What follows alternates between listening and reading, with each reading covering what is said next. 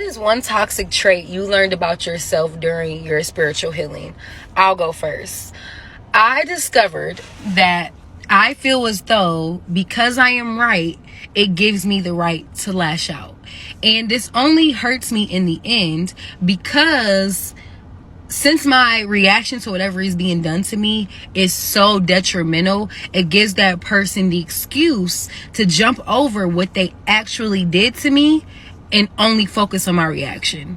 Because I feel as though I am right, I'm acting out, and now it's no longer about what is being done to me. It's only about how I responded. This is why having control over your emotions is so powerful, and it is something that I'm working on during my healing. What is one toxic trait you learned about yourself during your spiritual healing? That in my previous relationships, if I had a partner who needed space and time to process their emotions when we had a disagreement or an argument, I would immediately be like, nope, we're going to hash this out right here, right now. We're going to talk about it. Let's get it over with. Or I would be like, I don't like that you're mad at me, so I want to fix it. And I want to talk about it now because I want you to just be over being mad at me. I didn't realize at the time, but that was me violating their boundaries and their space. I grew up in a household where having space to decompress and understand and process your emotions first before talking them out, that didn't happen. You had to talk things out immediately, regardless of how you felt or how upset you were. And as a result, you got into these really horrible, heated arguments. And I carried that into a lot of my relationships. We talk so much about having people respect our boundaries, but it forced me to realize that I wasn't respecting others' boundaries. What is one toxic trait you learned about yourself during your spiritual healing?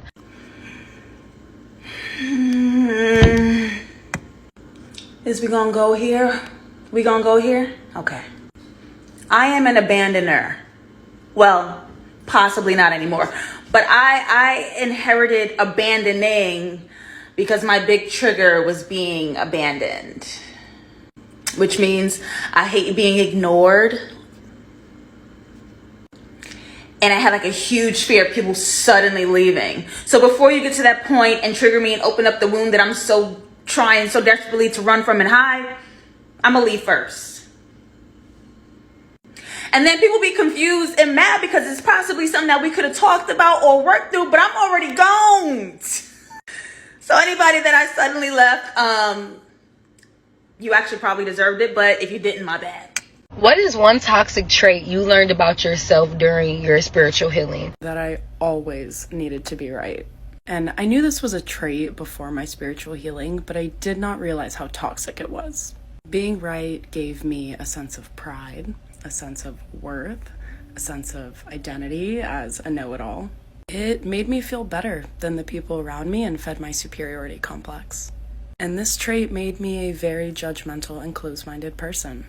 When I opened myself up to being wrong and being challenged, everything changed. I have now become a person who seeks out being challenged. I'm curious and respectful of other people's views. I'm constantly learning and opening myself up to different perspectives of life. A lot of people get into spirituality and keep that I'm right, you're wrong mentality. So just be careful of that, because the point of this path is to learn. You're not open to learning when you always think you're right. What is one toxic trait you learned about yourself during your spiritual healing? I ruined things. And once I dug deeper, I understood that it was because a part of me felt like it was just going to turn out bad anyway and that it was going to go wrong, so I might as well ruin it first and break my own heart or hurt my own feelings before somebody else could or something else would. And I also understood that it was because a part of me felt like I was undeserving of the good. So it had to do a lot with self-worth and self-trust. So I would just ruin things unintentionally and unconsciously.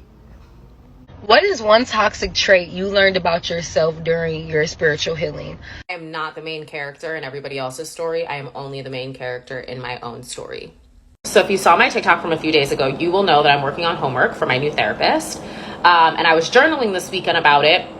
And I had kind of a eureka moment where I realized that I have the tendency to make myself the main character of my partner's stories. And by that, I mean, if they do something nice for me or do something probably normal and fucking standard rate in a relationship, I'm like, oh my God, you did it for me because I'm the fucking moon in the stars and I'm the light in the sky for you. I am it. And if they do something that is hurtful to me, whether it was intentional or not, I automatically assume that they woke up that day and they said, fuck Carla, I fucking hate her and I want to hurt her feelings. And I had a moment where I was just like, wow, you self-centered trauma response ass bitch. Like, not everything is about you. You are not the main character. You're only the main character of your own story. What is one toxic trait you learned about yourself during your spiritual healing?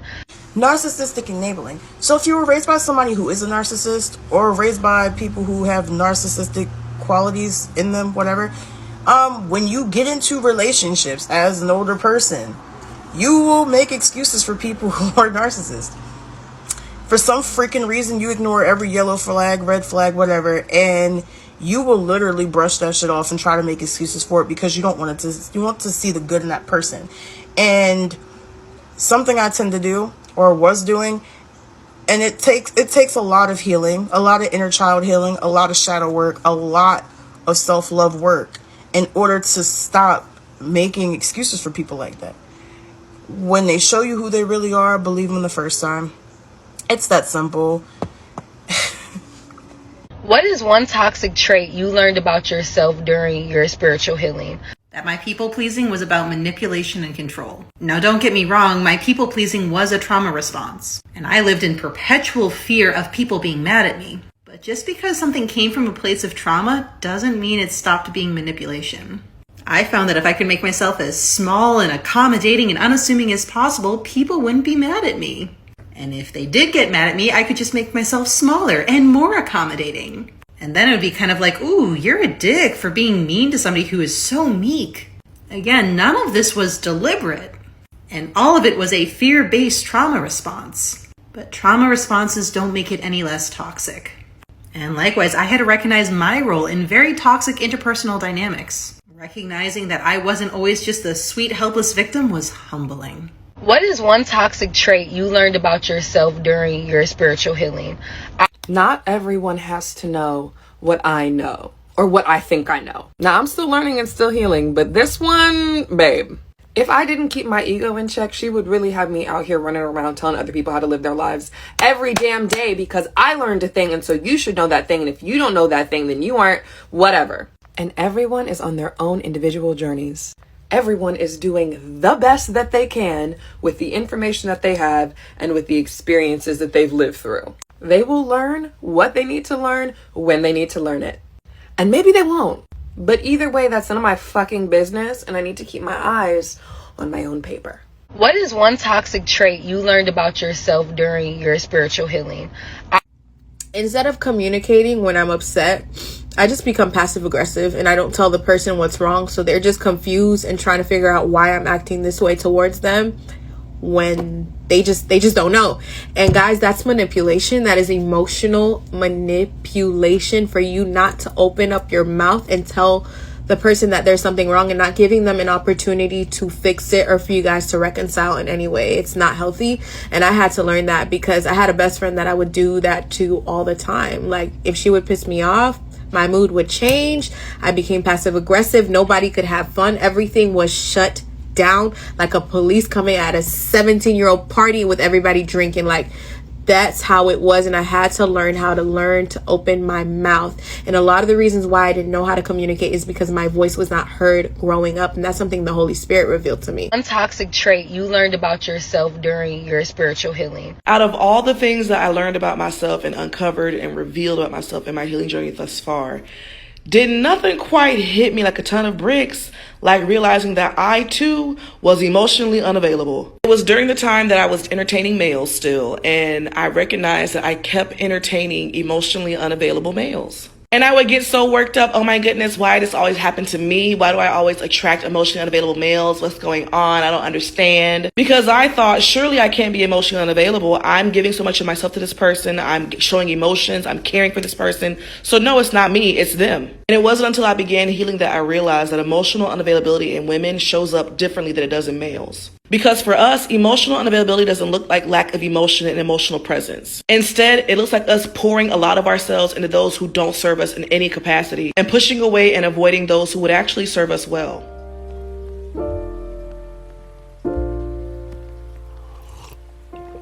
If you find the one, you should never give her up.